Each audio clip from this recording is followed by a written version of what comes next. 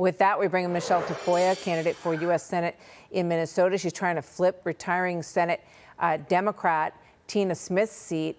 She's also the host of the Michele Tafoya podcast and a legendary former NFL sideline reporter. Michele, it's great to see you. Thank you for being here. You know, it's pretty extraordinary. Tim Walz is sort of, trying to recraft this as, boy, isn't it great that I cracked down on all of this. And I think it's good that the FBI directors pushed back on that. But this is the Minnesota State Rep Kristen Robbins explaining that he has had no part in their investigation. Watch this. I'd like to note for the record that we invited Governor Walz to attend. We first issued an invitation to him on March 9th, and he got his pick of dates. And we never had any response. And then late last night, he declined our invitation. And Michele, I thought in Brooks' reporting, what they're learning in this investigation about these emails that were going back and forth, it seemed like a lot of people understood what was going on and were taking advantage of this money, buying real estate and all kinds of stuff. Tell us about that. All kinds of stuff. And when I'm out there talking to voters, Martha, the first thing I bring up is fraud. And people get so angry because they feel like chumps. Mm-hmm. They feel like they work really hard, like we all do, and they pay their taxes like we're all supposed to. And where did that money go? And Tim Walz did play a role in this investigation. He resisted it. He interfered with it. These raids yesterday were the first sort of visual evidence that we have in Minnesota after a long time, after Nick Shirley, really, that something is still happening. And I think it's heartened a lot of people. But Tim Walz's reaction and taking credit for helping out has enraged people. It's just, I think, everyone has said it. He's taking credit for putting out a fire that he started. And it's just ridiculous. There is so much here.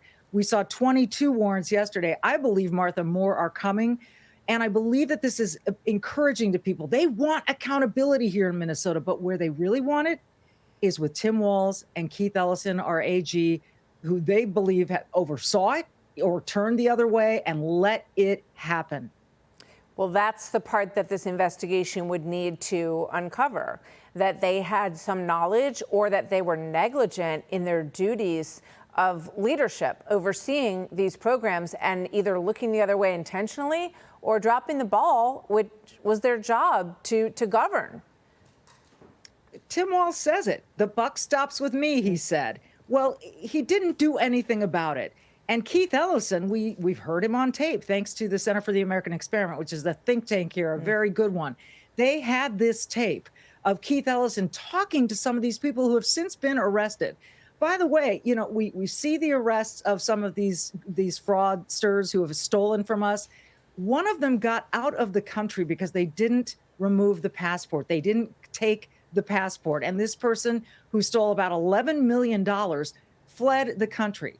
Now, if Tim Walz really wants to step up and share information before he leaves office, well, we'd like to see the SNAP enrollment numbers. We'd like to see the voter rolls. We'd like to see criminals who are here illegally be turned over to the feds. These are simple things, Tim, that you could probably help with as well. Yeah, and if he wants to be a governor who is doing his job, he really needs to come forward and explain what the heck happened here. Michele, thank you very much. Always good to see you, Michele Tafoya.